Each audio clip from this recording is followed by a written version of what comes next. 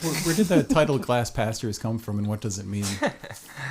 It came from a 3-hour brainstorming session. Over Zoom. Yeah. Yeah. Well, we wanted something... I feel like we wanted something that just sort of inexplicably captured the feeling of the album.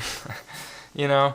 Which is sometimes kind of hard to zone in on, those kinds of like creative choices. So we spent a lot of time just sort of like throwing stuff around that we thought felt like the record but also sounded good and kind of evoked a certain feeling, and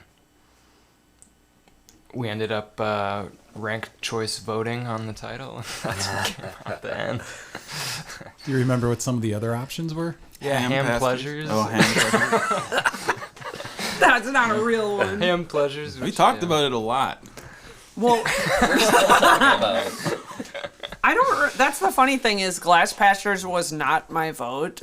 I had a different one that I was like, this one's awesome, and now I like can't remember it. And the album is just like Glass Pastures to me. So it worked. So when did you start working on the material for Glass Pastures? Well, that was like, so in November of 2019, we went on tour with Screaming Females, and then I think we had mostly written all the songs that we were gonna start working on for Glass Pastures, and we like had this whole schedule. We like made like a whole plan. We're like, all right, we're gonna do overdubs, underdubs, and then then COVID happened, and so then obviously it was just like kind of took forever, but like the material was like ready. So then we started rehearsing during COVID. We were like having these like mask on rehearsals, and then we like basically made a new plan. So there's a lot of discussion about whether to pick songs to record for an album, or to rehearse and record everything that we had, and then choose the songs to make an album. So, you know, everybody combining songs together, I think it was somewhere between 26 to 28 songs. So rehearsing all that material and then recording it and then overdubbing for all those songs. It was it took a lot of time.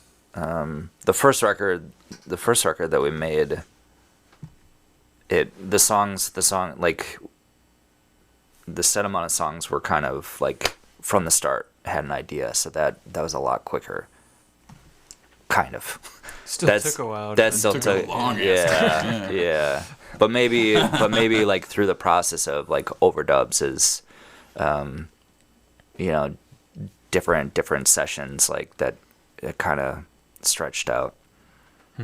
When you're doing it yourself, like, and you have the ability to make all the choices that, you know, nobody is trying to put a time frame on it, you can go forever. And we're lucky that we released it.